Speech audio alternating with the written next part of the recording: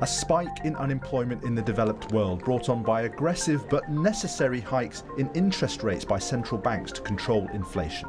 Is this the bullet we dodged in 2023? Here's what various financial indicators were signalling would happen to US unemployment, hitting around 5.5% at the start of this year. And here's what has actually happened. It's remained at around 3.5%. That means around 3 million fewer Americans unemployed than expected. The thought was that it would upend all the progress we've seen in the tremendous amount of job gains since the pandemic period. And that was really that dire projection was hinged on the fact that generally, when the Fed starts raising rates, as they did, and as they did so quickly over the course of the year, it really puts the brakes on the economy and really circumvents hiring. That's exactly the opposite of what happened. The unemployment rate is a good news story. Why did it happen? About 6 trillion government funds hit the US economy right during the heart of the downturn. A lot of that came as direct payments directly to small businesses and to consumers. And that made a difference. That led to excess savings, that led to a sense of confidence in terms of spending patterns. It helped with hiring to get all those jobs back.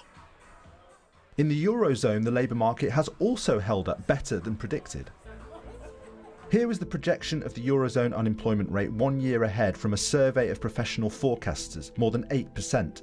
And here's the actual outcome for those dates, well below 8%, and actually at a record low of 6.4%. Again, that translates into millions of jobs not lost relative to expectations. And here in the UK, unemployment last November had been expected by the Bank of England to rise to 5% by the end of the year. But now it's expected to remain closer to 4% in 2023. That translates into 300,000 fewer unemployed than predicted. Incidentally, look at the bank's projection for unemployment from November 2020 during the pandemic, a peak of 7% in 2021. Thankfully, we didn't get anywhere near that. The UK labour market weathered the end of the furlough scheme much better than many forecasters anticipated. So if you'd have told an economist a year ago that interest rates would go up by as much as they have, but unemployment would be pretty much flat, what would they have said? I think they'd all be very pleasantly surprised by that outcome, yeah. I think one thing that may be happening is that, companies don't want to let people go unless they absolutely have to, because they are aware, and we learned the lesson in the pandemic, that if you let people go in the bad times, you turn around in the good times and they've gone, someone else has hired them. So I think that's part of the story why unemployment hasn't risen. The reasons unemployment in much of the developed world has not risen as rapidly as expected, despite those big hikes in interest rate, are in truth not fully understood.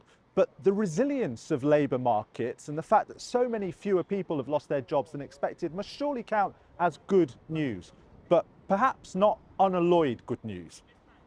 What we've seen in the recent cycle is GDP has been crawling up at a snail's pace while employment growth has been much stronger. So we've employed a lot more people for very little improvement in economic output. So that equals being unproductive. And, if wage growth comes without productivity, then it's just inflationary.